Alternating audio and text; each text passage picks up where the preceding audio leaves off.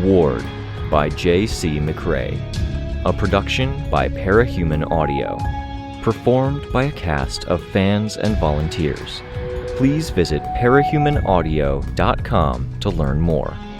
Thank you and enjoy.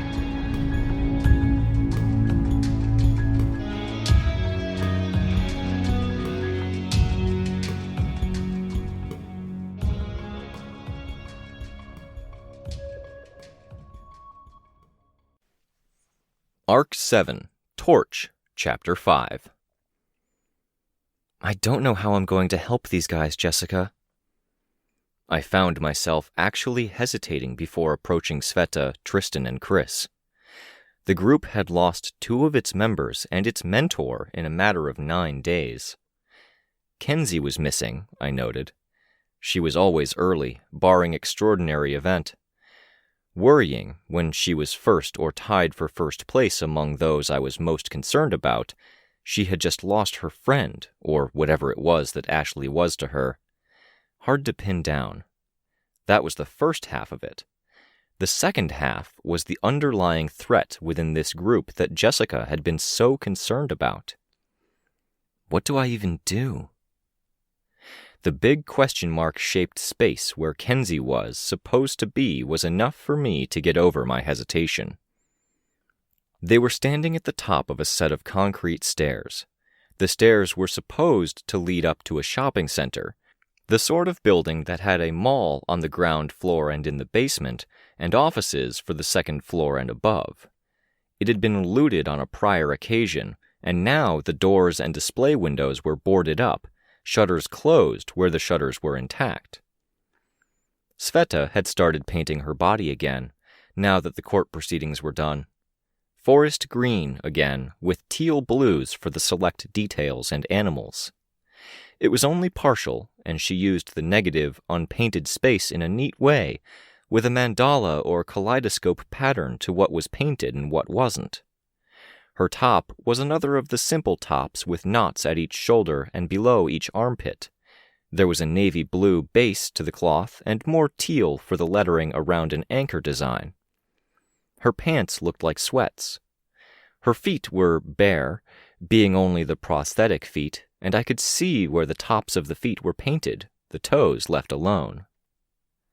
Tristan had a white jacket on over a crimson top, jeans so faded they were almost white, and white sneakers.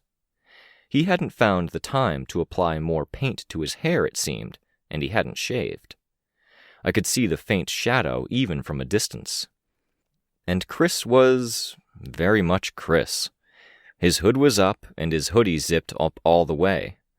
He had dark circles under red eyes. His braces were on and looped around his head, and he had a different set of headphones on, with a forward-sweeping bar that clipped the front of his hood. It looked a bit like he'd done it himself, and I was left to wonder just why he'd wanted to keep his head that securely covered. The pressure differential between portals was responsible for strong wind on a good day these days. Clouds and weather came rolling through with little warning beyond what the scientists on the far side could figure out. Today wasn't such a good day. There were 2 portals in reasonably close proximity here, and the 2 played off each other to make the wind issue twice as bad as it might otherwise be. The tallest buildings were swaying. It wasn't bad enough of a gale that there wasn't much traffic on the road or sidewalks. I was forced to fly close to the ground. "Heya," Sveta said, as I flew over to join the group, staying near to the ground. She reached out for my good arm and gave it a squeeze. I shifted position and gave her a better one-armed hug. "Where's Kenzie?" I asked. "She's running late," Tristan said, "and this is her neighborhood." "And it's her project we're here to see," Chris said. "Did you guys call her?" I asked. "Moment I arrived and she wasn't here," Tristan said. "No response." "It's ominous," Chris said. "I would say something about the sky falling, but there's already a Chicken Little out there. I'd say something about the world coming to an end, but that joke got tired a year ago." "Not really a joke, that last one," Tristan said. "Meh. There's a warlord out there with the fire-to-ice stick and a demon mask, and I'd bet money he did it so he could make the reference every chance he got. I can't use hell freezing over because it's tainted with that guy's suck." "He sounds fallen," Sveta said. "No," I said, "just a douche." "We ran out of good names, and now all the good themes and ideas are being taken or spoiled," Chris complained. "I have no fancy way of saying that kid is never late." "Kid?" Tristan asked. "You're only 2 years older than her." "She's way more of a kid than I am," Chris said. "I don't know, Chris," I said. "I think she has the edge when it comes to certain kinds of maturity. Work ethic, maintaining the relationship pillars." "What the hokey garbage fuck is a relationship pillar?" Chris asked. "And she's more polite," I said, teasing.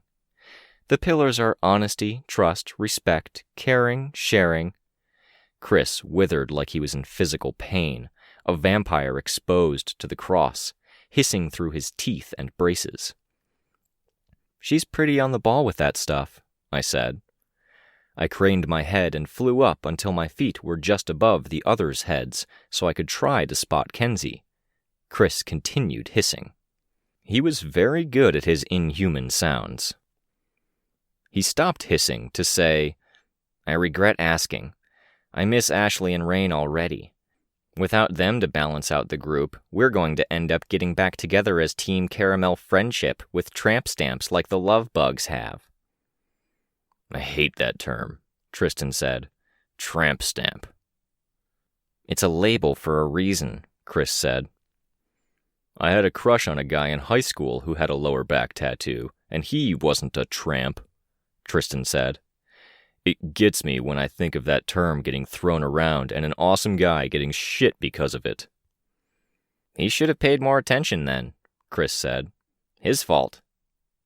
"Let's not fight," I said. "Kenzie, at what point do we spread out and hunt for her?" I asked.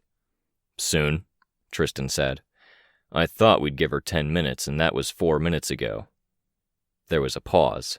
The wind whipped past us. I was hoping they'd put up a nice structure around each portal to control the pressures and block the wind. I wasn't sure of the logistics of it, but it would be really nice to fly again without it being the effort it was now. "I've never seen the Love Bugs," Sveta commented. Chris snorted. "Count yourself lucky. The younger kids at the institution are always watching that kind of crap. It's so high-pitched it sets my nerves on edge when my senses aren't heightened."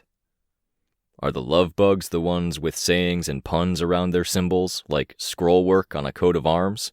Tristan asked. "I wonder if there's a good goat pun I could do for my Caramel Friendship team lower back tattoo." "That's a different show," Chris said. "I can't tell you how much I hate that I know that." Tristan's watch beeped. He sighed. "Time to swap?" I asked. He nodded. "Better go look for Ken's. Make sure she didn't get mugged or blown away in this wind." Chris snorted. "Hey, Byron," Tristan said. "I'll give you 3 hours later if you give me an hour now." He changed, blurring. Byron appeared, and immediately had the wind blow his hair into his face. He fixed it. He wasn't wearing a jacket, only a thin sweatshirt that was more for the hood and graphic than for the warmth, black skater pants, and sneakers. Between the dip in temperature and the wind, he should have reacted more to the chill. I supposed his temperature resistance helped. "Nah," Byron said. "Feels weird, Trist. You coming out this way when you had almost no time left. I know it's not far, but..." He shrugged. "Going to play it safe and stick to the routine." "It's good to have you with us, Byron," I said. "We don't talk enough." "I'm here when Tristan is." "You have us at a disadvantage, then," I said. "You know us and we don't know you." "Guess so." "Are you leaving or will you stay?" Sveta asked. Byron made a face. "Stay," she said, punching him lightly in the arm. "Okay, sure. I'll help look and compromise for Tristan." "Which way is her house?" I asked. Nobody knew, so we had to get phones out. All three of us looked. "Got it," Chris said. "Damn it," I said. He'd won the race. At a glance, Byron didn't seem to care one way or the other, but he was a hard guy to read. Chris turned on the spot, then pointed. "You guys go straight, Sveta go more left, I'll go right?" I asked. That got multiple nods of affirmation. As I got ready to take off, checking for traffic since I didn't want to fly high, I heard Byron in the background. "Tristan, was your crush Jet Marion? Wasn't it a role-playing game tattoo? He had back hair when he was 14. Chris cackled. I shook my head. Poor Tristan. The areas where the portals had opened up were in worse shape than the others. People had reacted, and the violent reaction was only a small part of things. Some had realized their close call and moved away from the portals that could potentially expand again. Abandoned property, harsher weather, and the fact that a lot of the constructions had been rushed meant that there was a kind of decrepitude setting in. Debris, trash, broken windows, and the occasional door left open. I imagined there were people out there who would have happily claimed the empty houses, even with the proximity to the portal, but it was the same kind of dynamic as in Hollow Point. In a lot of places, the people that had abandoned properties hadn't gone through official channels or put up listings to let others know the properties were available. On street, a bus parked to block off the road, with another 2 vehicles parked further down that same road. It was there, it seemed, to break the wind that would have blown straight into the main road through Norwalk Station. I did one loop, seeing only crowds and countermeasures. There were signs warning that the main road was blocked by the portal, with instructions for detours and flow. The signs had been hastily put together. A flash in the distance got my attention. That would be her. 4 people were blinded and sitting on their asses, backs to the wall. Kenzie was there, uncostumed, her face blurred.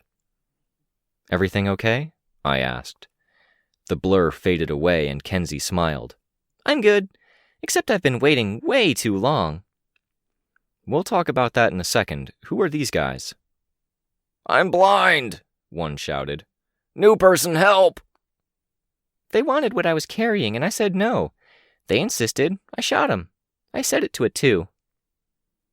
"There are settings?" "They'll be blind for 2 hours. Where were you all? I was lonely. Geez." "We were waiting at the stairs of the financial building where the mall closed up." Kenzie smiled. "What? No, I sent a new location." "Check again."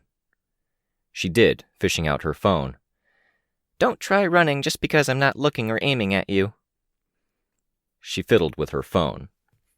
She wore a blue polo top with heart-shaped buttons down the collar and a pink stripe across the chest.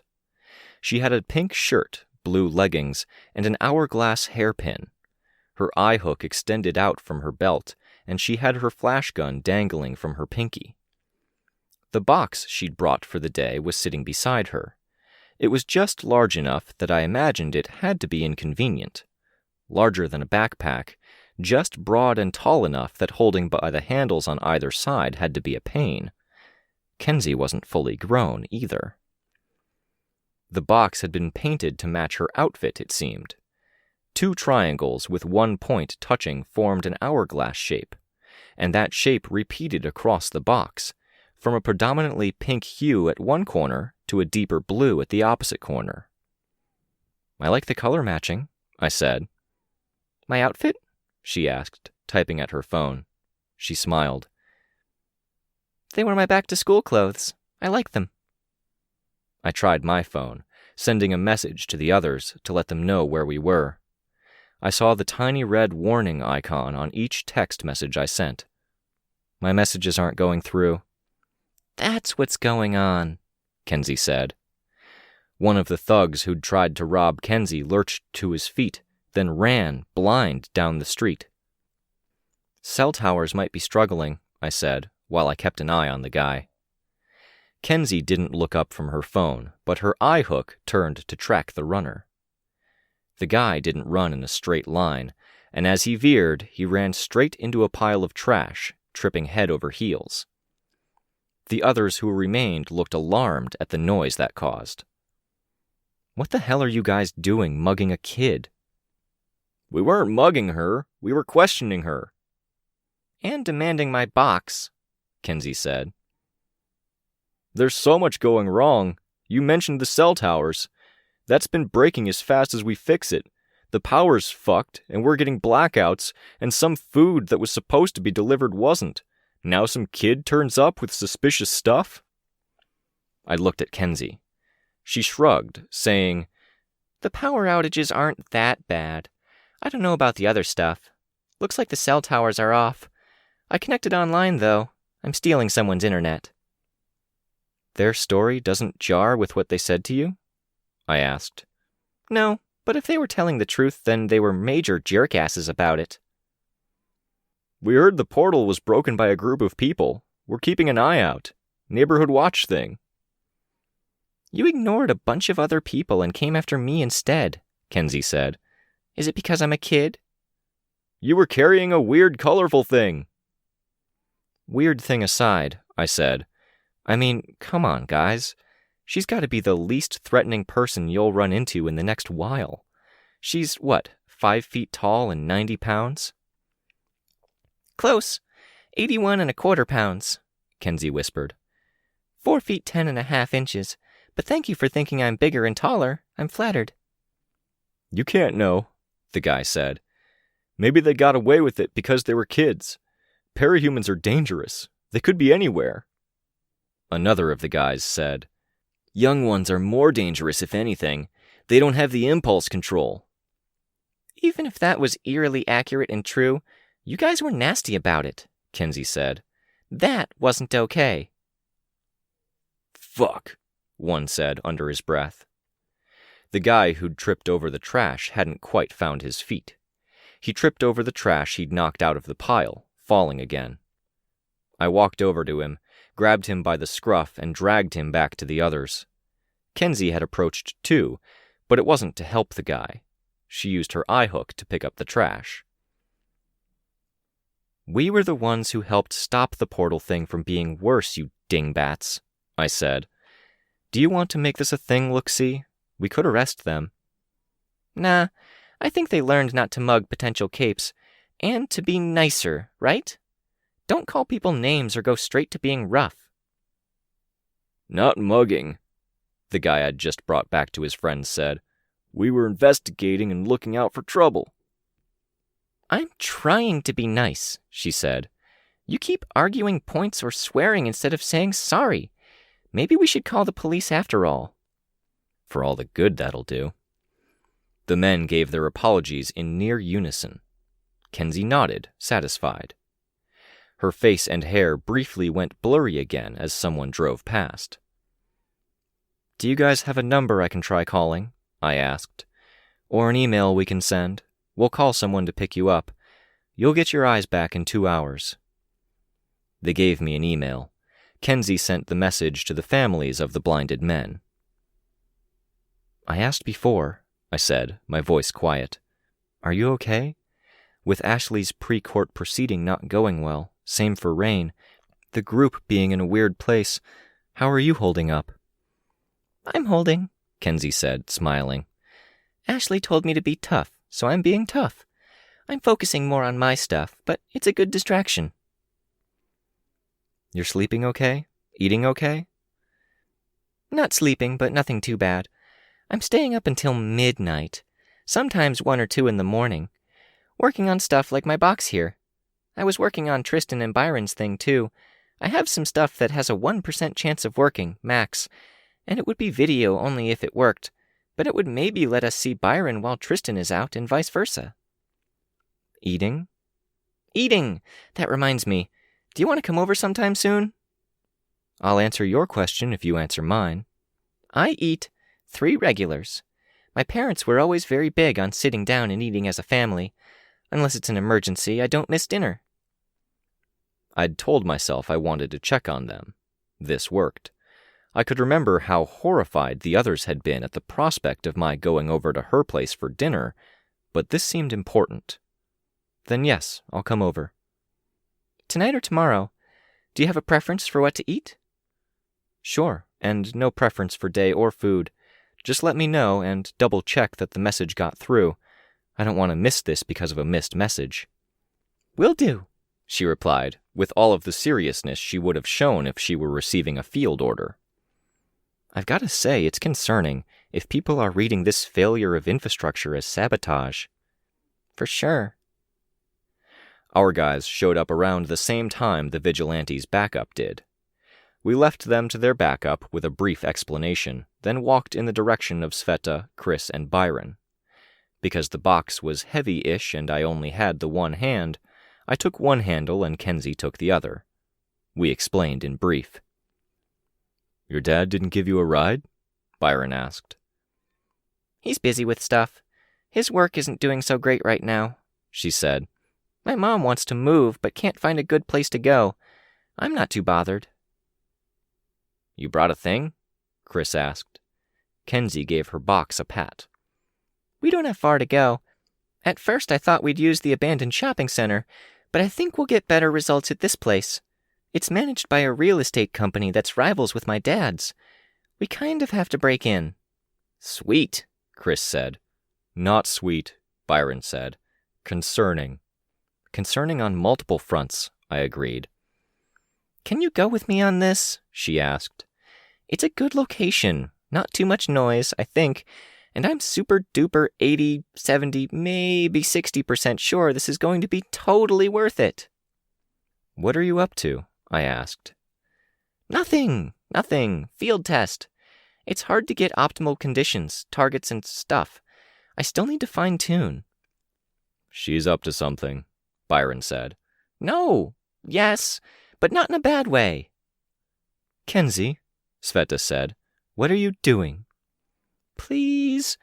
I've worked so hard on this project, and the idea of this moment with the flashy reveal and everything has been keeping my mood up since one of my favorite people got sent to a Cape gulag.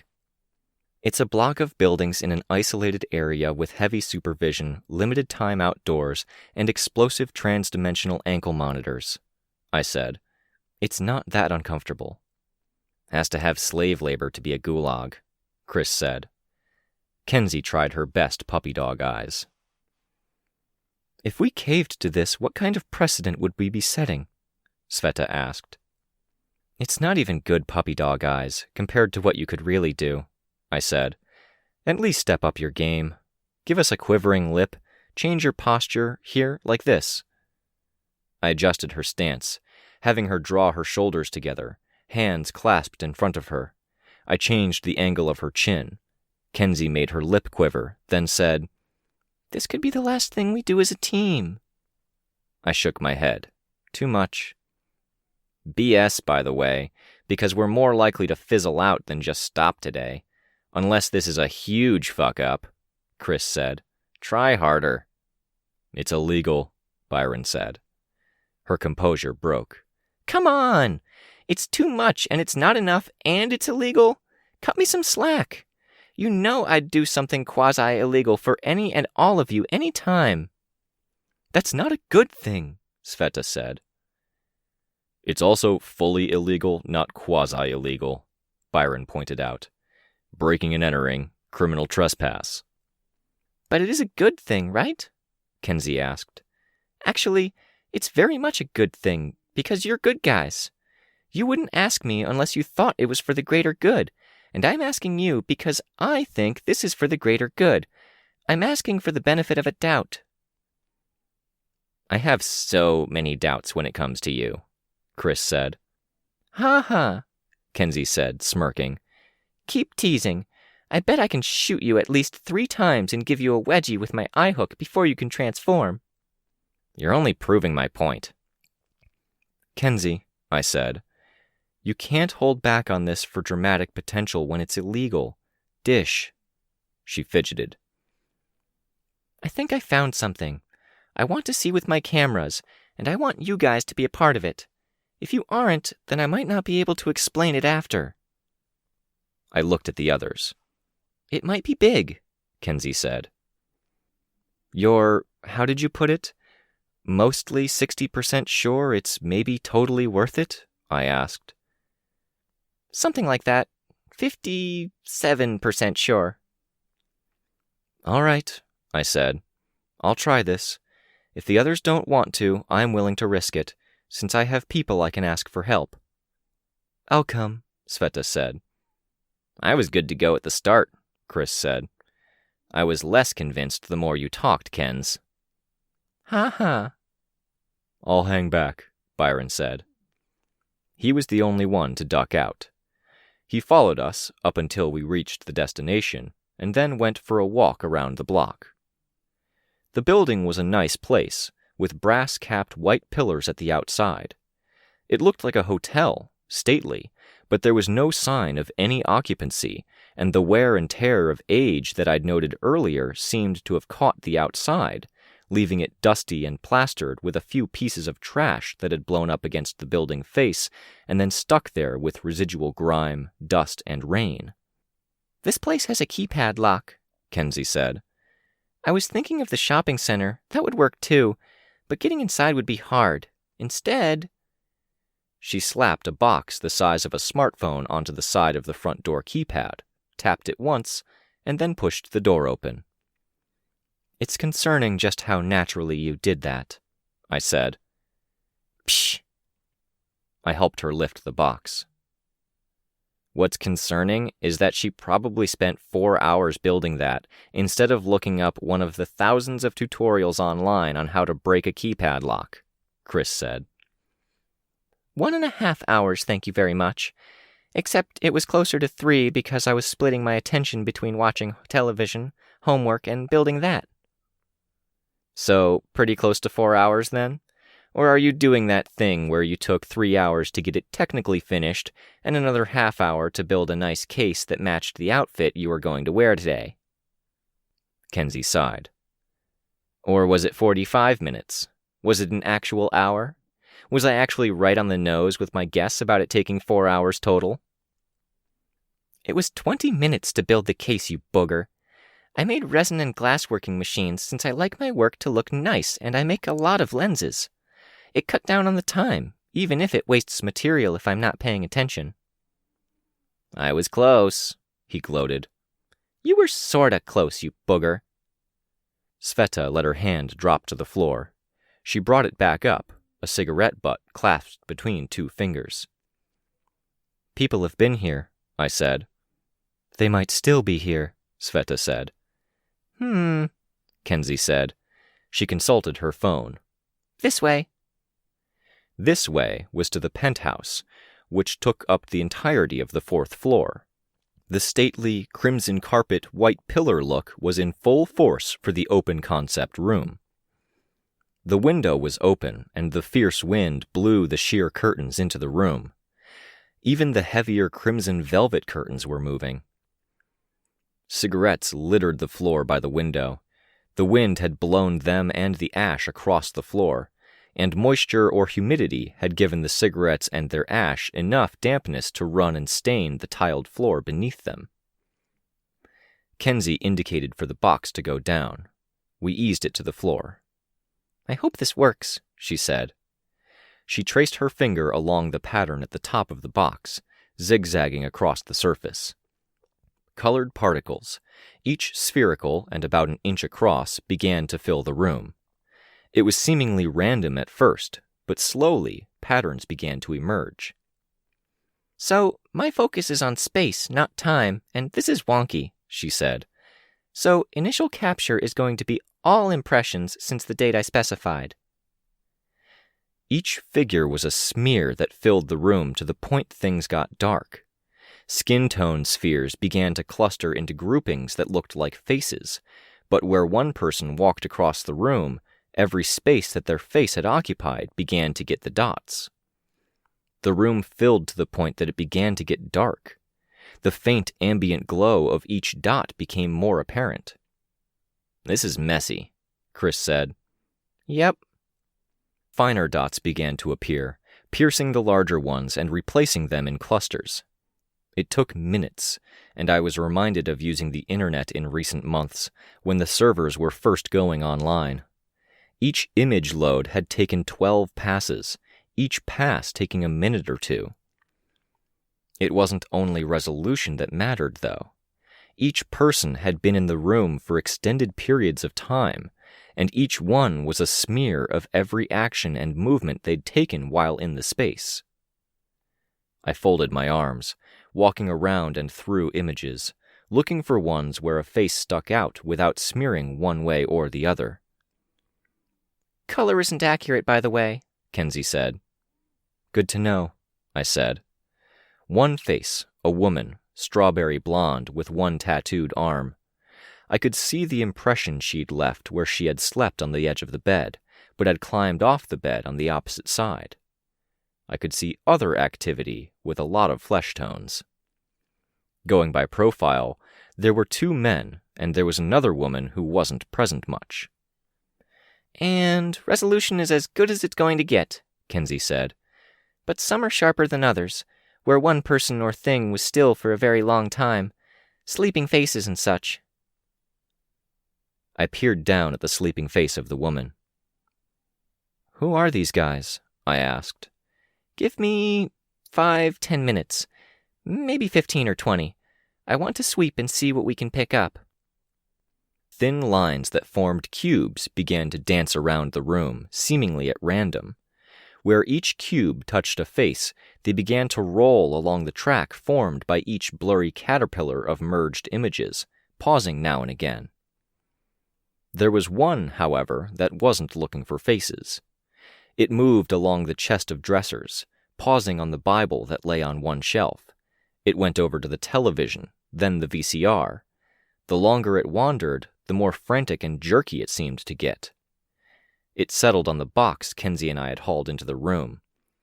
"Oh my God, you stupid box," Kenzie said. "No, I do not need you to find yourself." She kicked the box. The cube frame continued to dance around the room. "You know you're absolutely terrifying, right?" Chris asked. "You can turn into a spider face.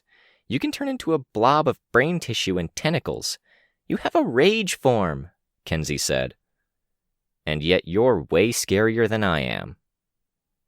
"Who are these people?" Sveta asked. I continued to walk around the room, studying the men. The other woman was too blurry to make out, her visits too fleeting. From the way one man danced around the door, he might have repeatedly gone out with her. Dark hair, dark clothes, pale face, dark eyes or sunglasses for her. One man had a red hat, it looked like. The other was bald. While I stared, the door opened. Byron came in. "Change your mind?" Chris asked. "I saw the dots outside. I came to see what you were doing," Byron said. "I'll clean that up before anyone else notices," Kenzie said. "Probably picking up birds." She fiddled for a bit. "No, stupid box," Kenzie said. The cube frame had settled on the box again. She kicked the box twice. "Watch, you're going to destroy that thing through your percussive maintenance," Chris said. "Am not. I know how it works. Aha!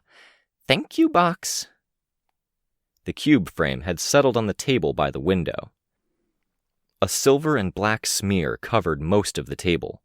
Now the cube danced through the smear. "And isolating," she said. "I'm going to pull out the best images, going by what seems to be the most accurate, medians and modes." The woman's image at the end of the bed remained, while the rest of her disappeared. There was another image of her on the bed. She was in the middle of coitus with the bald man. Sveta made a sound as she saw it, and moved to block Kenzie's eyes. When the eye hook looked over Sveta's head, she pulled it down. "I need to see to take it down. There. We don't need that, thank you," Kenzie said. She tapped the top of the box. The image disappeared. "You're going to be so much scarier when you're older," Chris said. "Well," Kenzie said, "probably. I'm hoping to get a handle on things before then." Breaking and entering and getting footage of people in bed isn't progress, Byron said. This is important, Kenzie said. Her expression was serious. We had our images. Kenzie had saved 3 to 4 images of each person as they stood in the room. The strawberry blonde with tattoos down her arm wore a cat mask and a bodysuit as she leaned against the wall. The bald man wore war paint. The man with the dyed red hair was someone I'd met before, if only briefly. He was the smoker, and he'd slept sitting up in the armchair. Kingdom Come, I said. I ran into him at the community center. Yep, Sveta said. Might explain why Norwalk went south. I nodded. There was no ID or good resolution on the woman at the door. Too much movement, not enough of a stay. The images weren't a snapshot. The woman and Kingdom Come had been captured sleeping. The bald man had tossed and turned too much to be captured at any one point while he slept, so the best resolution was when he'd sat eating. Even through the images frozen in time, they were out of sync, each one at a different moment. You knew who they were already, I said. I had some idea. This place and the mall were the big locations where they made calls to and from, in the big network of call locations for this group, Kenzie said. On the table by the window, the blur had solidified into a concrete image. It was clearest of them all, to the point it looked real. Human faces moved and adjusted, but the rectangle was static in shape, inflexible. It was the Tinker device that had blown up the portal. This would presumably be the one that had successfully been used on the Norwalk portal. You wanted to rope us into this by showing us this scene, I said. It's a lead, a big lead. Yeah, Kenzie said. You're not pulling our legs? Chris asked. This was really tedious to do, she said. If I was going to pull your legs or try to get you all on board as a team, I'd have done something easier and more fun. More convincing, probably. Don't be dishonest to get us to stay together, I said. Okay. I wasn't dishonest this time. This is real. We walked around the room, looking at the culprits. Did it work? Yes, Sveta said. Yep, Chris said. Fuck yeah, this worked, I said. I want to get these assholes. I glanced at Byron and I saw him nod. Kenzie didn't smile or cheer. Her expression was intense and unmoving, with something like a blue fire in her eyes as the box glowed before her. Perfect.